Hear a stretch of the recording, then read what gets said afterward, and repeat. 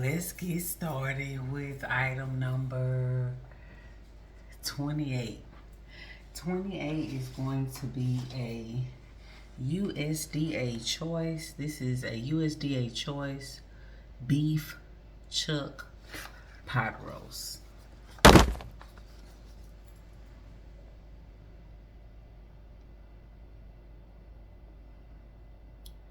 I wanted y'all to be able to see what it looked like before I took it out the package. This is actually from Tom Thumb. So I always want bone in. They have more flavor. And that's always the case. Anything with a bone. Anything with a bone is going to be more flavorful than something without a bone.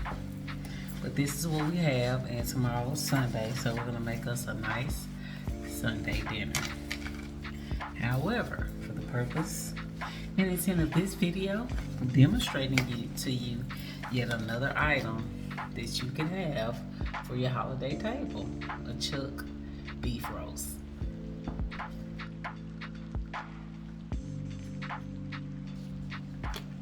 And the first thing I like to do is go and put holes inside. I do this whether it's a beef roast or a pork roast. Get you a sharp, nice sized paring knife that's at least, the blade is at least like an inch wide.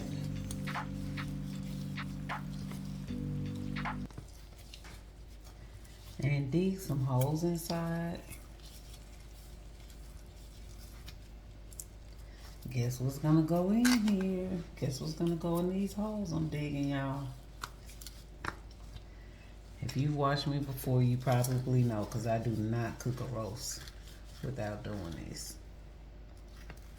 A roast is a very thick cut of meat, and you want to use every opportunity you have to make sure that it gets seasoned deep down inside. Going in with some Worcestershire. We don't want it super wet. We don't want to go too heavy on our wet seasonings because we're going to sear. We're going to sear the roast in the pot before we cook it. That's what's really going to give it a lot of flavor. And I will disinfect my bottles once I'm done. I always disinfect my bottles before I put them up, so no worries there. And we have my seasoning, USDA. There's not much left, so I'm gonna go ahead and take the top off. Remember, my seasoning is very light in salt. That's why when I'm using it, I almost always layer it.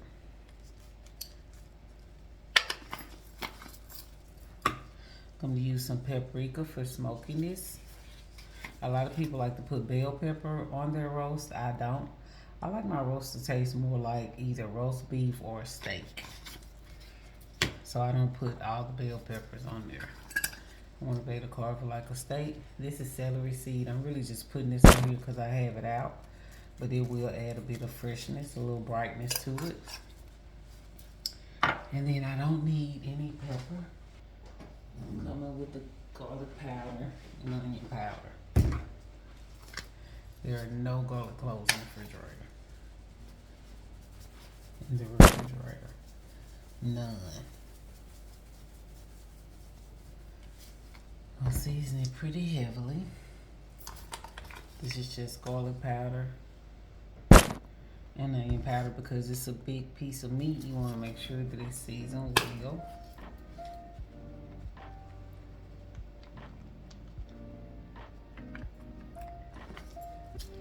I'm going to pat it in like this. And then I will turn it over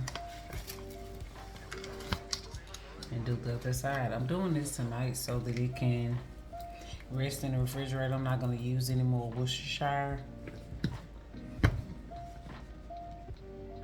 I need to get another bottle of we out. And honestly, y'all, even when I have USDA made, my seasoning, I like to save it so that when people want it, I'll have some for them. Cause you know we make it by hand, so we make it, we blend it, and then we grind it down. I probably have 3 bottles maybe up there now. I'll go ahead and open one. So we'll have one in the cabinet. My daughter, I tell her to use it sparingly. But this is what it looks like when you get it brand new.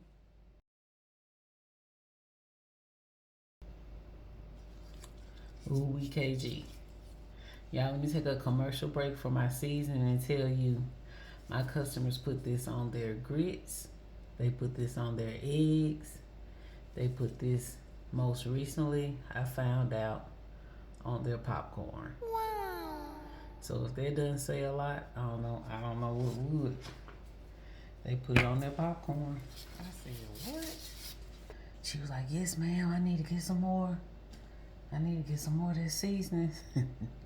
So later that same night, I actually, and see it comes with the seal.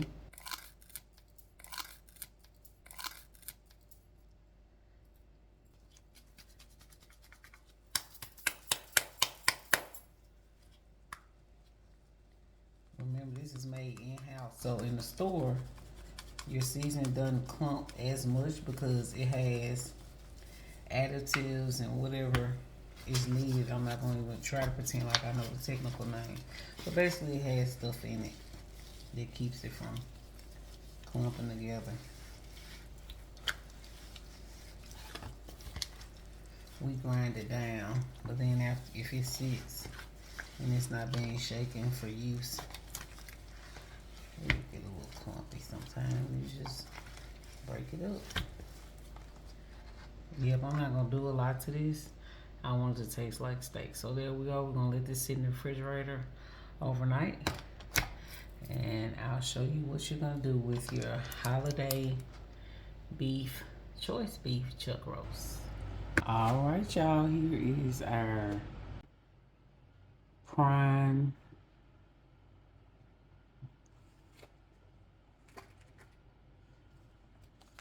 chuck roast. It's so amazing it separated on its own last night after I marinated. So I seasoned this and then I let it sit in the refrigerator overnight. Okay, it's a chuck roast. And then we have onion, bell pepper, y'all. That's all we need. That is all we need. The roast to be well seasoned. So there's no adult woman in this world that shouldn't know how to make a roast. But look at this. This is oil. You see there's a little oil in here? Guess what this is? It is an InstaPot. And if you have an InstaPot, you are missing out if you have never used your saute button. I've done this with oxtails. I've done this with beef short ribs, y'all. Anything that you would normally, whether you flour it or not, floured, not floured, you need to use your saute. So the same way you would put it in a pan and brown it first, that's what you could do here in your InstaPot. Okay, so let me show you. All right, y'all. I'm still in good position. That's cool. And these big cantaloupe out the way. All right, that's pretty perfect. Okay.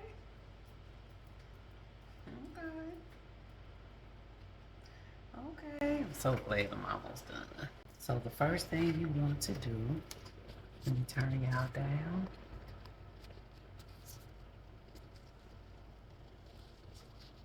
First, I'm gonna show you how this InstaPot is smoking. Y'all see it smoking?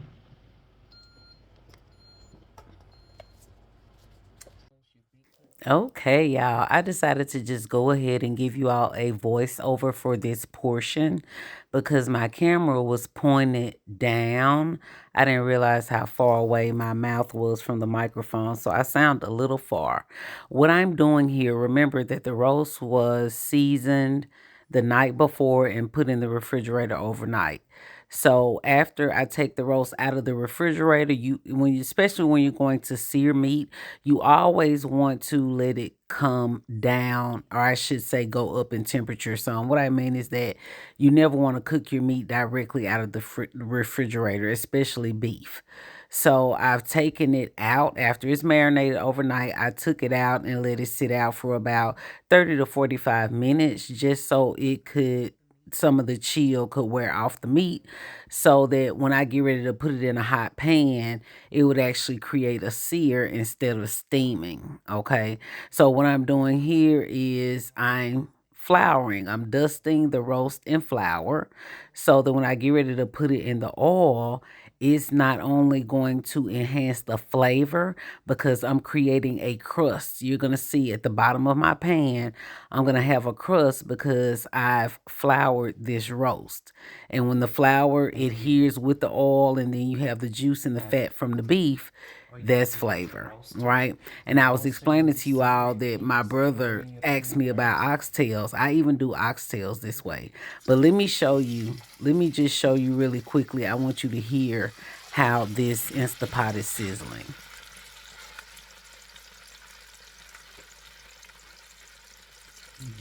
Now, the trick is that even if you had a cast iron skillet, I'm showing you all how you can do this in the InstaPot. This is the searing feature on the InstaPot. And I was explaining that I have done the same with oxtails. When I'm making oxtails, I season them, marinate them overnight, and then when I take them out, I dust them in flour, and you get your pot, or in this case, your InstaPot, your cast iron skillet, whatever you're using, and you sear both sides of your meat. As you can see, I'm not moving it. Once you lay it down in the hot oil, you let it actually create a crust and sear so that it can create these brown bits as you see here. So this is actually the second piece of meat. I'm browning it and then I'm taking it out and I'm going to make a pot gravy, if you would, from these brown bits you see here. So at this point, what you want to do is you want to take your wooden spoon, and a wooden utensils are really important because number one, they aren't going to damage your skillets and your cookware like some metal utensils would, but I just love cooking with wooden utensils. What I'm doing here is I'm deglazing the bottom of the InstaPot. Y'all see people do this on a regular stovetop all the time, so it's no different.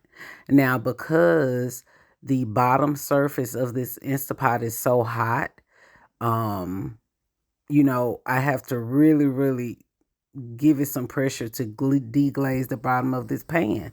But it's quite all right because the brown bits are not burned. They're not burned whatsoever. So what happens is because we dusted the meat with flour, not only does that create this crust in the bottom of the pan, which is flavor. Caramelization is flavor. So this is creating a richer flavor than we would have had we not dusted the meat in flour and browned it. Okay, so we've intensified the flavor by doing that. In addition to that, you're able to create a thin pot liquor type of gravy, a gravy that is created mainly from the juices that have rendered from the meat, versus having to, take a packet of gravy or a whole cup of flour and make a thick brown gravy. I like to use a pan gravy. That's the technical name for it. That's used in the cooking industry. A pan gravy is what we're making here. Okay, so the reason why I'm using the wooden spoon instead of a whisk is so that I can really put pressure against the bottom of that InstaPot and scrape my bits up as you see me doing here. I'm going to add water until I feel like I have enough. Now, the thing about the InstaPot, the only learning curve is that unlike a pot on the stove, you can't continue to take the top off and look and see how much water has cooked out. So a good rule of thumb is to always just either slightly cover the meat or barely cover the meat, whatever you have in there. Slightly cover or barely cover it, because the thing is that this meat is going to shrink and your liquid will not evaporate. So when you're cooking with the InstaPot, you will always be left with the same amount of liquid that you started. So you want to be careful with that, especially when it comes to like meat. Now, if you're doing greens or beans, it's fine to have a little more liquid in there. But you're going to see that after we cook this meat, the same amount of liquid will be in there. I'm also going to add more seasoning because I've now added water to this pot. So since I've added water to make the pan gravy, and look how hard it's boiling. Look at how hard this InstaPot is boiling. And that's honestly because I still have it on the saute feature. The saute setting creates a very high level of heat because it is meant to fry on contact. So I just left it, piping hot as I was putting in my vegetables. I know this is a roast and most people put in carrots and potatoes. I'm not a fan of carrots and potatoes. If I'm going to eat roast, in which I rarely eat it, but if I'm going to eat roast, I rather have a really, really steak type of flavor. I rather it tastes more like a cut of steak with maybe a thin pan sauce than, when you cook it with potatoes and carrots, then it kind of started tasting more like pot roast, and I'm not a fan of pot roast. So what I just sprinkled over the top was some more chicken bouillon.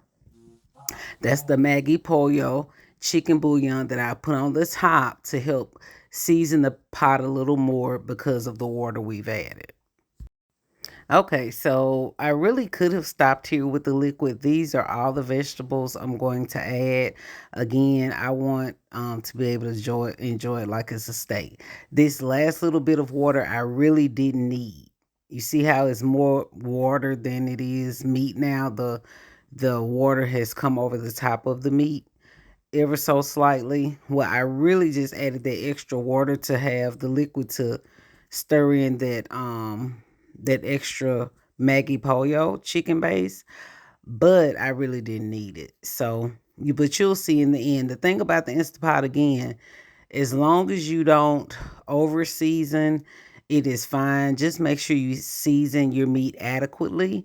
And when you are through cooking it, if it tastes a bit under seasoned, the thing is that when you take it out of the Instapot, you can always add surface level seasoning. You can still sprinkle some ooey KG or sprinkle some of your favorite, your Tony Chacherie, whatever your favorite seasoning blend, slap your mama, whatever your favorite seasoning blend is, you can always sprinkle some surface level seasoning on your food after it comes out the Instapot. But y'all, this thing is a lifesaver. Like, I've never cooked with a slow cooker or crock pot because to me that's just, I'd rather put it on the stove top and watch it, have to monitor it, then put it in a crock pot. But when it comes to Instapot, it is totally worth it because you are literally cooking your food in a fraction of the time, y'all, and it doesn't taste like it. You still get that low and slow flavor that you would get if you were using the stove top because it's a pressure cooker. It's actually a pressure cooker. Anything I put in this pressure cooker, I'm able to cook to fork tender, not just doneness, but fork tender in 45 minutes, no more than an hour. That's the time I always use. So now we've put the top on. It's trying to force me to open the lid because I still have it on saute. You see how it says open lid? So it's still on saute. I'm going to cancel saute. And I'm going to put it on pressure. Custom, I always just do custom. And I'm going to put it on, I might just put it on 45 minutes because that roast is literally falling apart raw. There you go. And push it in and tell them it's ready. I always do high. And that's it. See you in 45.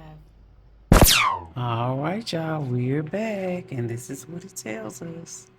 It is now okay to open the lid. So we're gonna do just that. That's that suction. Look at this thing. All right, y'all, here it is.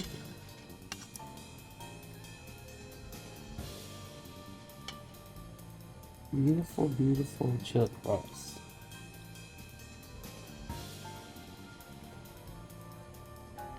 Straight out of the InstaPot. Baby.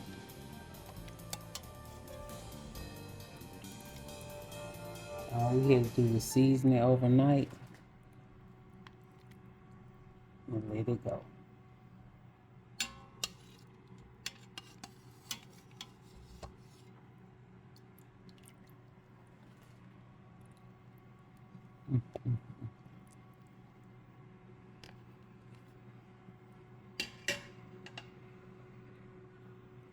Now see that? That's the pot.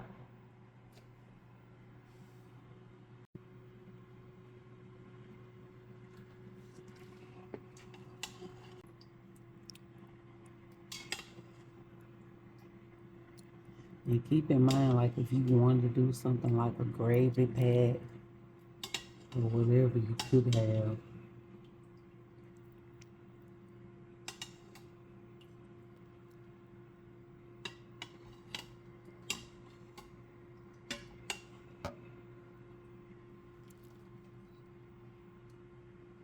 Beautifully tender. Look at that.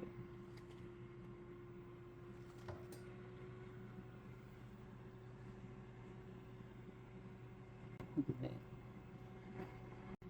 Now we're gonna finish it with some ooey KG.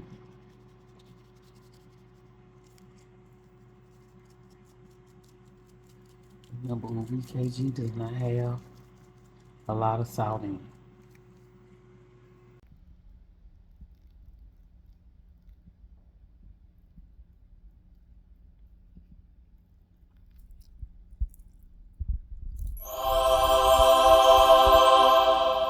Fun fact, the stuffed egg recipe is coming. I actually recorded the egg recipe before this pot roast recipe, but my editing software was giving me the blues and I lost a lot of the clips. So I kind of have to figure out the egg one, but it's coming. I've already recorded it. Hope you enjoy.